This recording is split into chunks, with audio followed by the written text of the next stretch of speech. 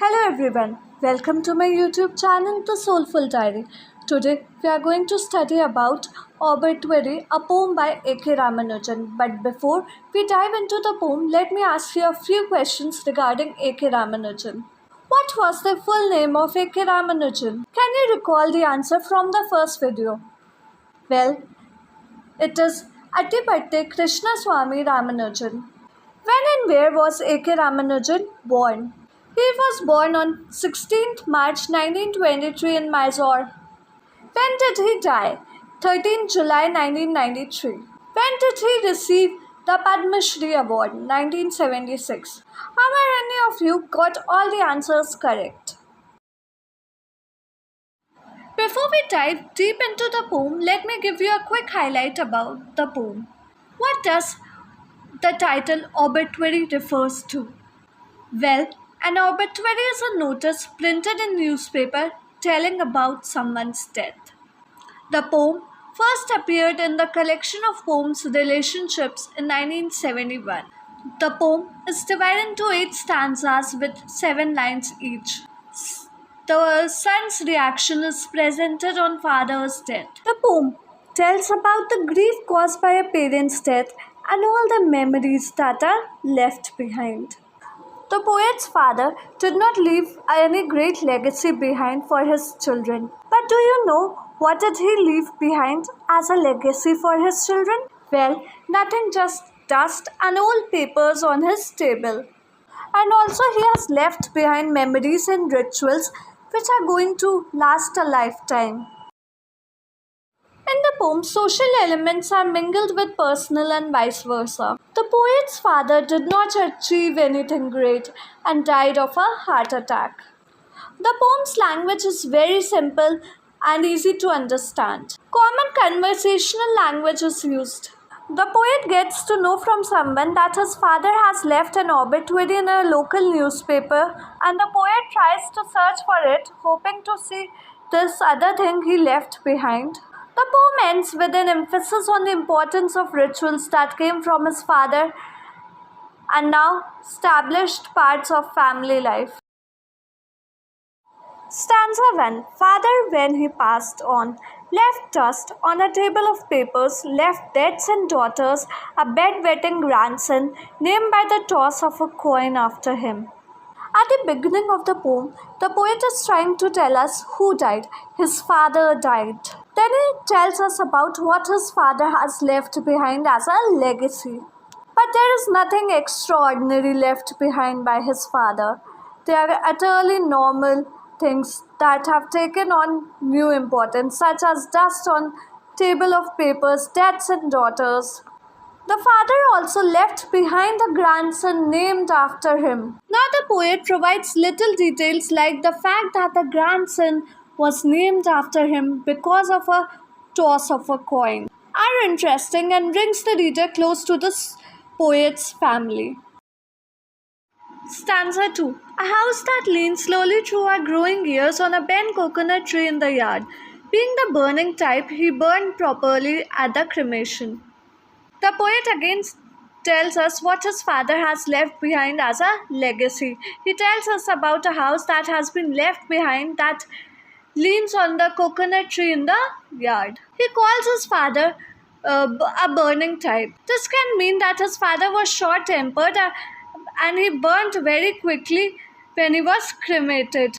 This lightens the mood of the readers and this tells us that the poet doesn't want to talk about the loss in a heavy manner. Instead, he wants to remember his father and celebrate his life as he has lived. Stanza 3. As before, easily and at both ends, left his eye coins in the ashes that didn't look one bit different. Several spinal discs, some burned to coal for sons. The poet tells that his father burnt easily and he didn't left behind anything great. This stanza alludes to the tradition of putting coins on a dead person's eye when they are buried or burnt before they are cremated. The poet draws the attention that the coins didn't burn, they were left in the ashes, looking the same when they went into the fire.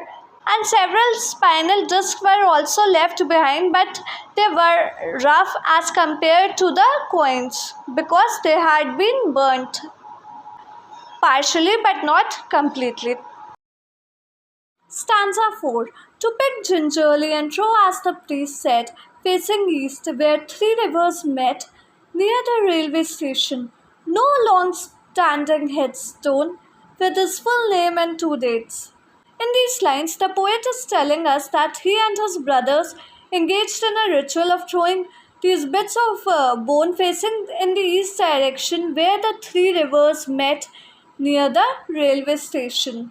He then chose to describe how they did not choose to have a headstone for their father, as they thought that his full name and two dates written on a headstone would not do justice for him. Stanza 5. To holding their parenthesis, everything he didn't quite manage to do himself, like his Caesarean birth in a Brahmin ghetto and his death by heart failure in the fruit market. In the fifth stanza of the poem, the poet emphasizes on the things that were beyond his father's control, like his father's birth and death. He was born in a Brahmin ghetto and he died by heart failure in a local market, fruit market. Simple places are again contrasted with important events like his birth and death. Stanza 6. But someone told me he got two lines in an inside column of a Madras newspaper sold by the kilo exactly 4 weeks later to street hawkers. This stanza directly refers to the title of the poem, Obituary.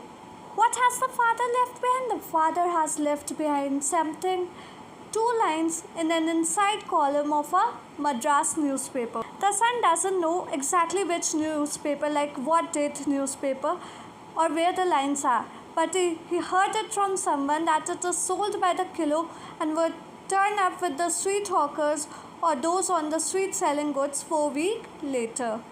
In these lines, the poet makes use of half rhyme with newspaper and street hawkers. Stanza 7. Who sell it in turn to the small groceries where I buy salt, coriander and jaggery in newspaper cones that I usually read. Now the poet tells that the street hawkers have those newspapers where he generally goes to buy the grocery. In the newspaper, he gets spices such as coriander, jaggery, etc. In these lines, groceries and jaggery are half rhymes connected with the E sound. Stanza 8.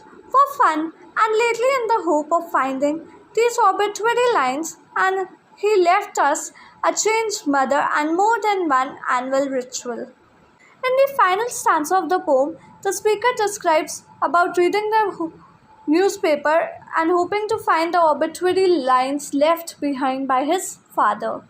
That is the last thing that is left behind by his father, and the poet is trying to find those obituary lines in the newspaper. Along with these obituary lines, the poet has already mentioned in the previous stanzas what all was left behind by his father.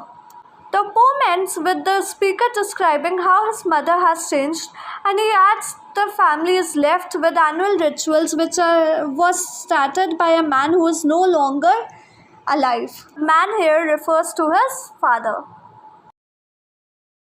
Poetic devices. Alliteration. Alliteration refers to the repetition of the consonant words. For example, in this stanza 1, the poet says, dads and daughters. Imagery is the usage of powerful words to create as if something is existing there. For example, he burned properly at the cremation and his death by heart failure in the fruit market. Enjambment refers to the cut a line before its natural ending. For example, the transition between line 2 and 3 of the first stanza. I hope you liked the video. Don't forget to like, share and subscribe to my channel. Thank you.